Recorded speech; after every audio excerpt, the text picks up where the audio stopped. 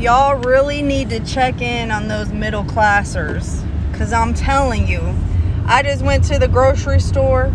I bought about 5 days worth of breakfast, lunch, and dinner, some fresh produce, maybe a bag of chips and a gallon of juice. And let me tell you, $400. What? Half my check gone. You know, we make too much to get any EBT with any kind of government assistance, anything. I'm telling you, it's a hard life out here, especially for those middle class people. So y'all need to check in, because we out here hurting, okay? Need to budget. Prices either need to go down or my pay needs to go up. I think I'm someone who's fairly reasonable with my spending. I pay my bills. I take care of my needs first and foremost. I take care of my wants within a reasonable parameter. Like, I don't spend exorbitant amounts of money to the point where I need to track how much I'm spending because money's just flying out of my ears. Things just cost too much. So again, conversation with my boomer dad and boomer uncles about why people didn't want to work anymore, and I said something that I think is true and I want to share it with you. First of all, let me share with you some of their condescending thoughts.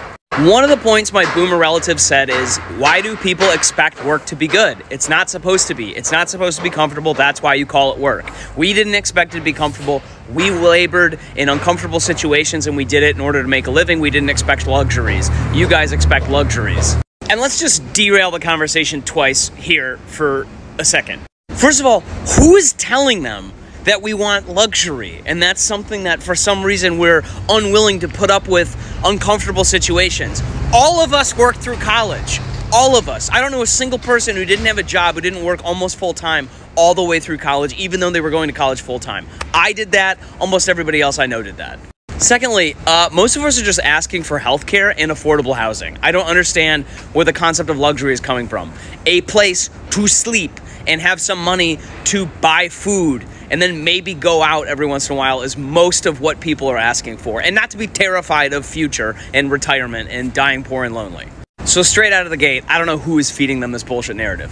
Now, secondly, a little over a 20-year period of time, the dollar lost almost half of its value. And in 2000, most boomers were in their 40s when that began to happen. Since 1970, there's been a 500% increase or more in the consumer price index. A 1,500% increase in tuition, at least amongst higher education places like Harvard, and only a 10% increase in wages. In addition, baby boomers will not retire and get out of the way so that younger people can have careers, with 50% nearly of millennials and Gen Z, and 1/3 of Gen Xers saying that they've blocked their career progression. So let's return to the main criticism that these boomers had of millennials and Gen Z, that we didn't want to work, we didn't like working, we thought it was too uncomfortable and we didn't want to do it anymore. It's not that we don't want to. It's that the bargain used to be that for 2,000 hours of work a year-ish, you could afford a life. And that's just not true anymore. You can work as hard as you want, you're not going to get ahead. So work has always been bullshit. We've just realized that it's no longer worth doing because you don't get anything for it anymore. Big Mac, fillet of fish, large fry. Chicken McNugget.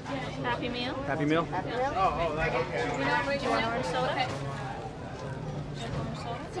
Orange soda. Okay, you want sauce for the nuggets? Yeah. Ketchup. Ketchup? Okay.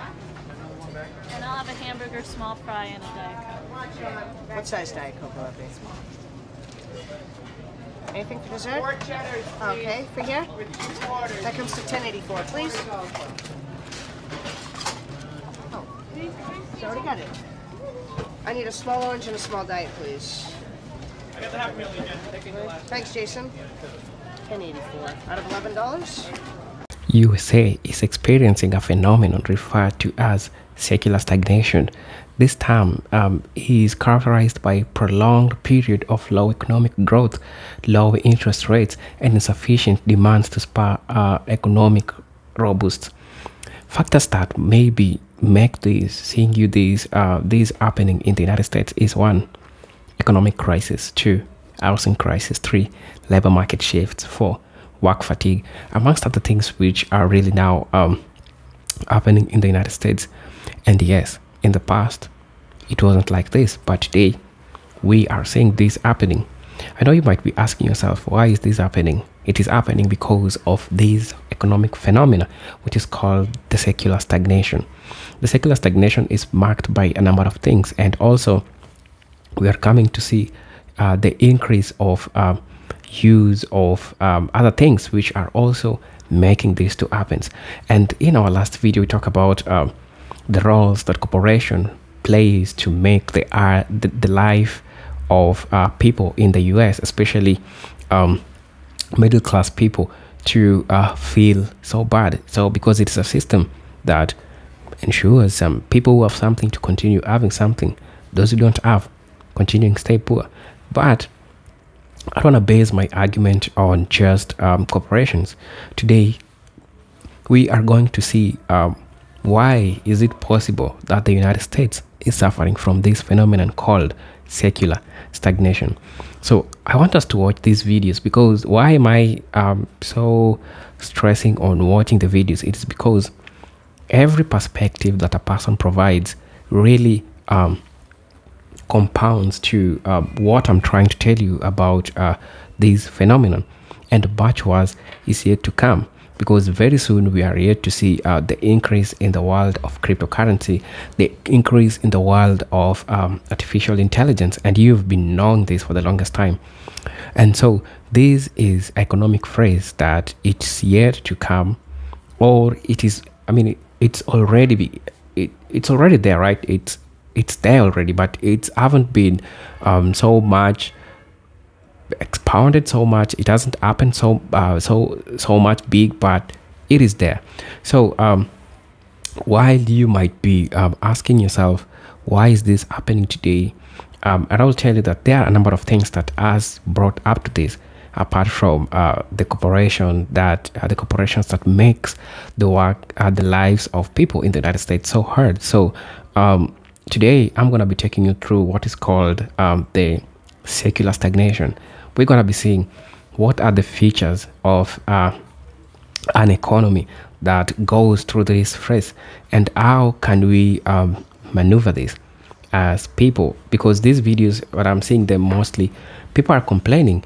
One, the cost of groceries. Two, the house crisis, you know, no jobs, and the jobs which are there are so fatigued. So people experience what is called the work fatigue, and people don't want to get to work. So here with me, join me in this presentation as I'll be giving my commentary at the end of these videos, because as I said, they are important because they authenticate, because every person who is being presented, who is going to talk or say something about them, these are the things that they have gone through, these are the things that they have experienced, and so they are talking out of pain. And you'll notice people will be talking about work, people will be talking about housing, people will be talking about labor, people will be talking about things to do with the market shifts, and amongst them, these are the features of the things that I want to present to you today. So I want us to watch the videos, and then I'll come back and I'll tell you more about this, and we're going to learn geopolitically. We're going to look at how this is going to affect the American's economy. So until then, let's dive right into the video. I'll be back with my commentary. Let's watch the videos. Just at my local grocery store, and the woman ahead of me was buying a significant amount of groceries, and the cashier even said, wow, you know, what are you making? And she said, oh, this is just dinner for my family.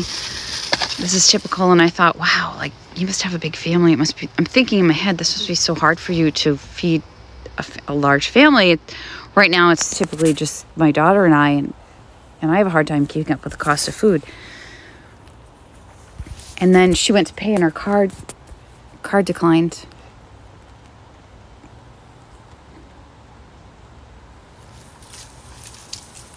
And I like turned my back, because I've had that happen to me, and it's mortifying. So I turned my back and kind of pretended I was looking at the candy, and I could feel her embarrassment and her shame. And the cashier was like, don't worry about it. You know, she's like, oh, I'm going to go talk to my husband. And I just felt so bad for that woman, because even specifically at a grocery store, it's like worse because you're trying to feed your family and your card declines. It's just, it's it's a moment you'll never forget. I've had it happen. It's pretty mortifying. I felt so bad for her, and I like, right now I'm home and I still feel bad, and her bill was like, I don't know, it was like $98.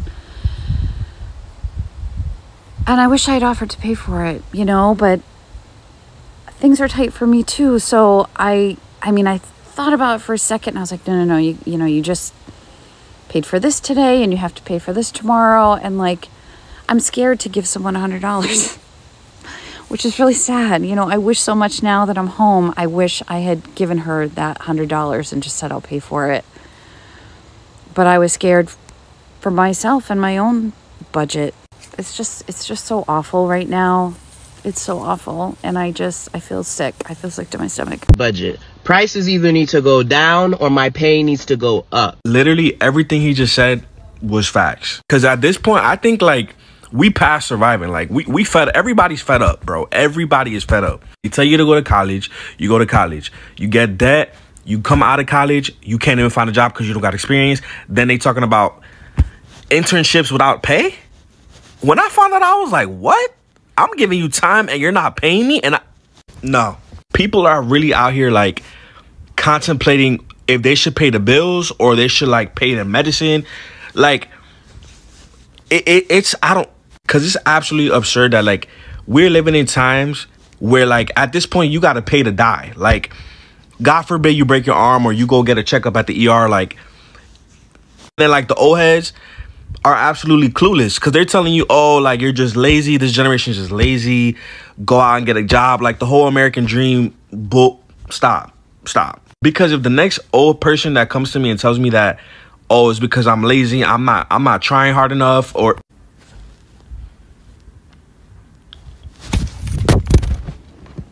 like you see how dumb you sound. Now you got to get slapped because we're not living in the same time. So I'm gonna need you to wake up. So I just left Walmart and I paid $20 for a bag of wings, okay, and a bottle of wing sauce. I'm gonna make wings today, and I paid $20 damn for Walmart brand and wing sauce.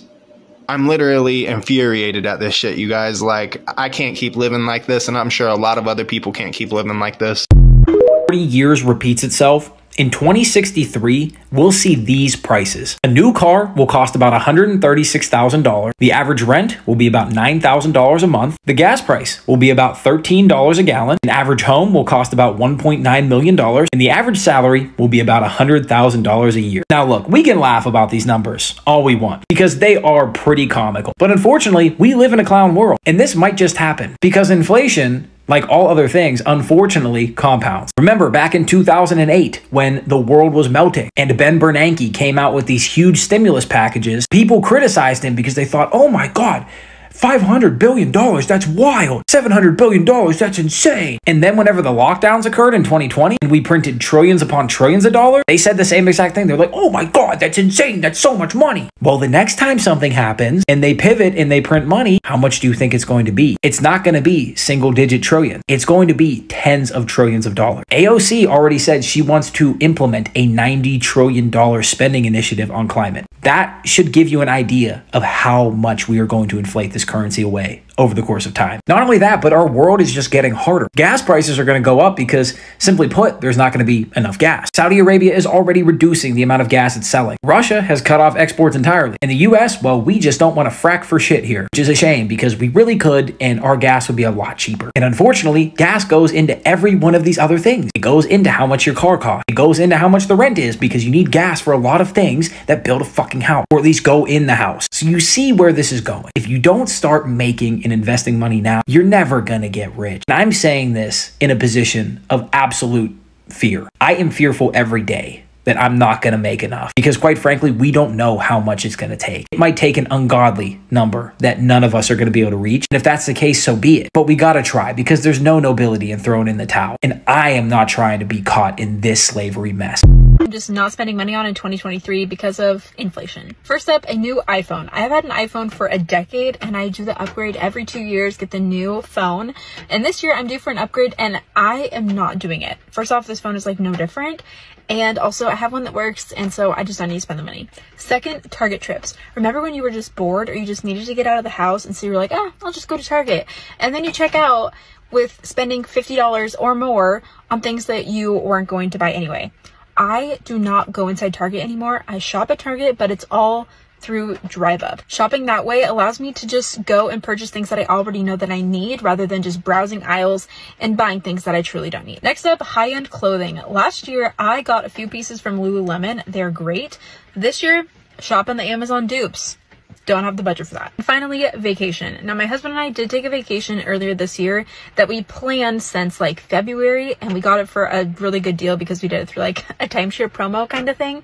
But other than that, we do not have any vacations planned. Normally, I like to have like something in the works to look forward to, but not right now. We don't need that. And it's not even that we can't afford these things, but it's just that it's become so expensive that I don't see the value in it, and so we'd rather spend our money elsewhere. Is there anything that you are no longer spending money on in 2023 because of inflation? Let me know. Things I've given up since the cost of living has become outrageous. Part 1 of infinity. I've seen these videos all over the place and I absolutely love them. I mean, it sucks, it's terrible, but it helps me to not feel so alone in the world, to know that I'm not the only one that has given up just simple, basic things that I used to do all the time, but can't afford to do it anymore. So here's 3 things. I'll give you 3. I've got way, way, way more than that.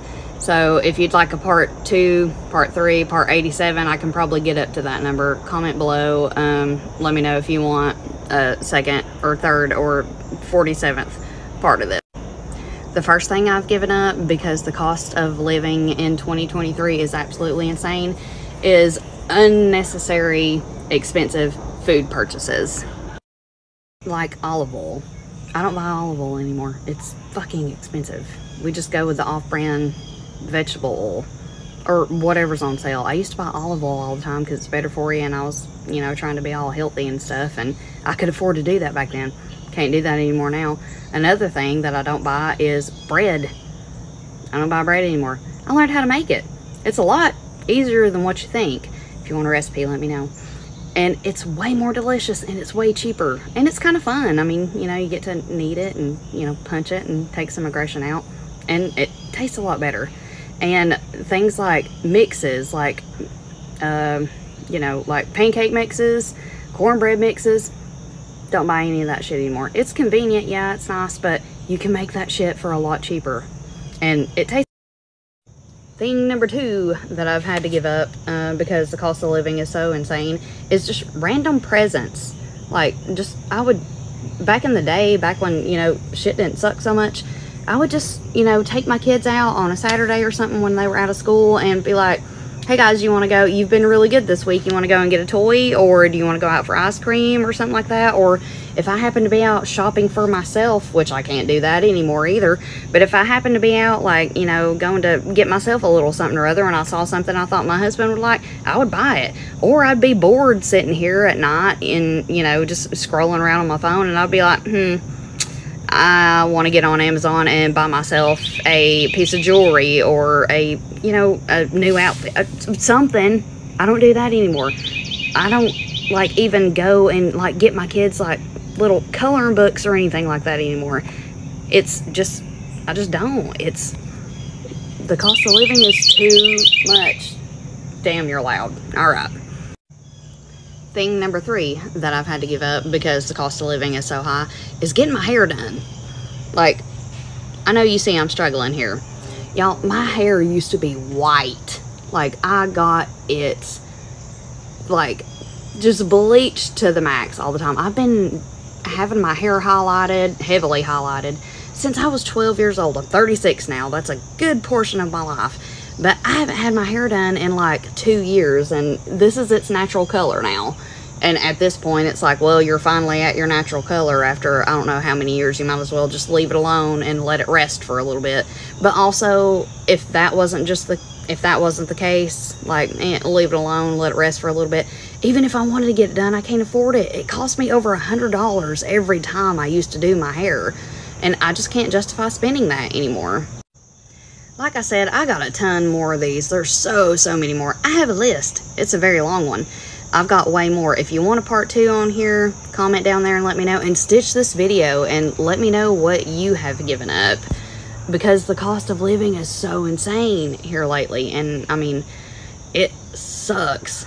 But it does, like, seeing these videos makes me feel like I'm not alone in the world. So, you know, there's a small, you know, little bit of happiness in it, where if you know that putting your struggles out there and making sure that somebody else knows that they're not alone, go ahead and stitch this and make your own what I've given up videos. It helps a little. I mean, nobody likes to feel alone. So I've got more of them. If you'd like to see them, comment down below, let me know. See you on the next one. So remember, as I explained earlier, secular stagnation in the USA today. We're going to look at a scholarly exploration on this topic, and we're going to see the root cause of the problem when we're talking about secular stagnation in terms of first economic crisis, which is happening in the States. So the United States has been grappling with the various economic crises that are emblematic to secular stagnation. This term, popularized by economist known as Alvin Hansen in the 1930s, revived by Larry Summers in recent years, describes prolonged period of low growth and insufficient demands. The post-2008 recovery has been slow and uneven, with the GDP growth rates remaining below historical averages, contributing to factors including high levels of household and corporate debt, stagnant wages, and demographic shifts such as aging population. These elements combine to suppress consumer spending and investment, which are critical drivers of economic growth. So you understand where the economic crisis really comes from. So you see the corporation increasing the prices of goods and services. Some people will say that that's greed. Some people will say that they are settling the debts that they have. Of course, USA owes big debts to, you know, the overseas banks, countries like China, you know, because that also explains another reason. Some people also speculate, and this is interesting, some people also speculate that so there are a lot of money which is being charged from people, from housing, from groceries and everything, is used to fund wars which are happening. I don't want to say it because of censorship. So people have different speculations, but rather I would like to tell you that the economic drivers are being affected. That's why this scholar called Alvin Hansen in 1930 came out and looked at the economy and the futures which were happening in this economy. The economic growth was so slow, marked by a number of things that he has described, you know. So factors like high levels of household, corporate debt, stagnant wages, demographic shifts such as aging population, these elements combine to suppress consumer spending and investment, which are critical drivers of economic growth. Probably you're also seeing the issue of housing crisis. I would like to talk about housing crisis. The housing market in the USA is experiencing a significant crisis characterized by skyrocketing prices and a severe shortage of affordable housing, which is true. You've heard from people. The root cause include restrictive zoning laws, increased demand in urban centers, and slowdown in new housing construction. The Great Recession led to dramatic decline in home building, and the industry has not fully recovered, which is true. Additionally, The pandemic exacerbates the situation by disrupting supply chains and increasing material costs. This is a market where ownership is increasingly out of reach for many Americans, contributing to rising homelessness and housing insecurity. And I'll explain. The housing markets in the USA are experiencing skyrocketing prices, which is true. The USA have come up with zoning laws, so these has affected which places that constructions need to be done, which places that constructions don't need to be done. People are also developing the like of going to urban centers. People are leaving the suburbs, people are leaving name it all. People are coming to the cities, people are coming to areas which it's a little bit accommodative. So when this happens, you realize that the pressure which people put in these places makes it so hard for the housing system. So the people who are there will increase the prices of the house, and this just happens. I'll also like to talk about labor market shifts as one of my talking points when we talk about these topic. So labor market shifts. The labor market is undergoing significant transformations, which companies increasingly favoring skills and practical knowledge over formal degrees. This shift is partly driven by technological advancements that demand specific, often technical skills rather than traditional education system, which may not adequately provide.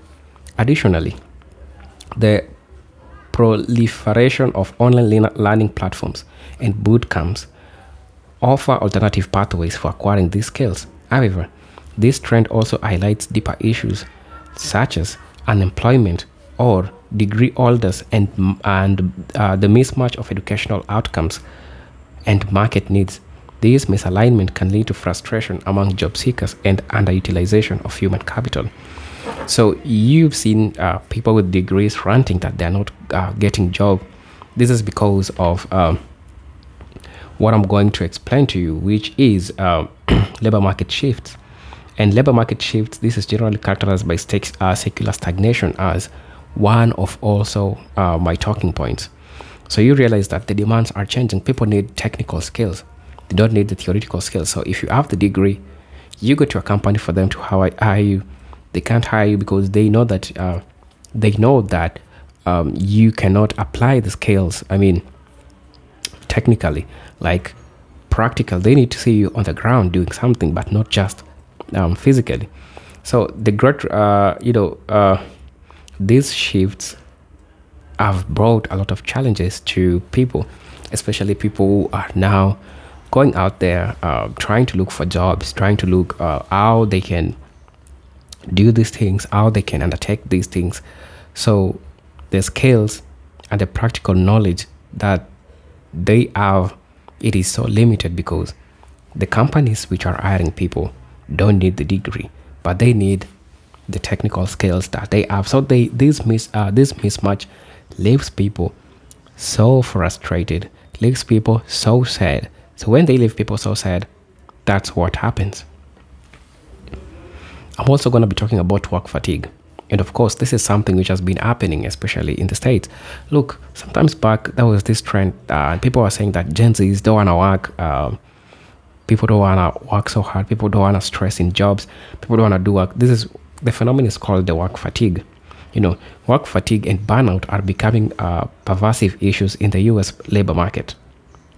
Stagnant wages, poor working conditions, and the erosion of job security contributes to widespread dissatisfaction. Now you understand why is that happening, And I'll say again, fatigue and burnout, pervasive issues in the labor market, stagnant wages, the payments which people are being given doesn't increase with the inflation which is happening in the States.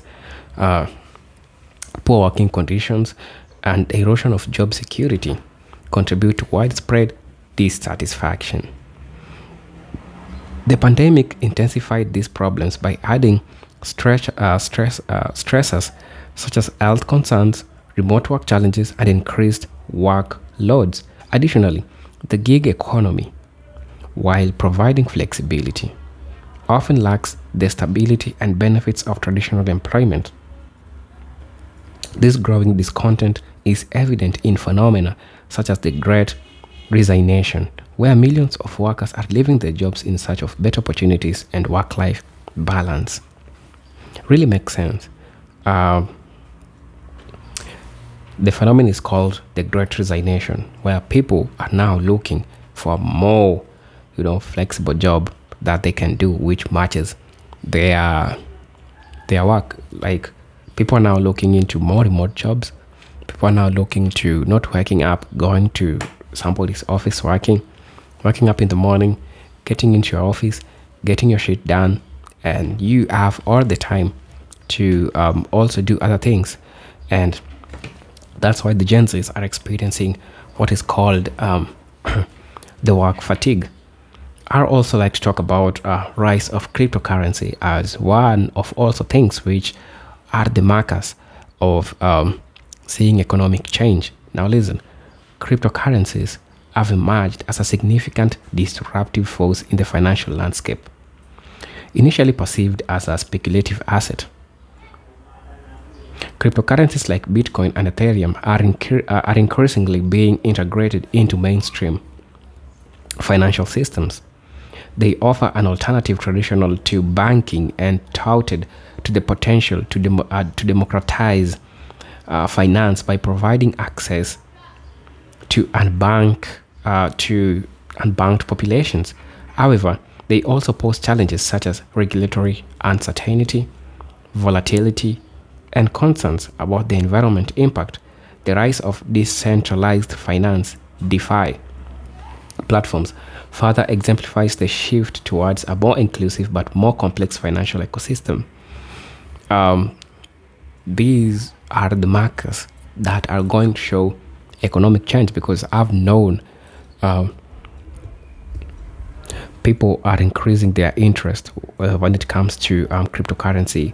People are now putting their assets in form of gold. People are putting their assets in form of Bitcoin, which really promises the future of people's investment. People are now selling their belongings and putting their wealth in form of Bitcoin in a speculative way that in future it will come to rise. And for me, this is a good investment and living the traditional way of life.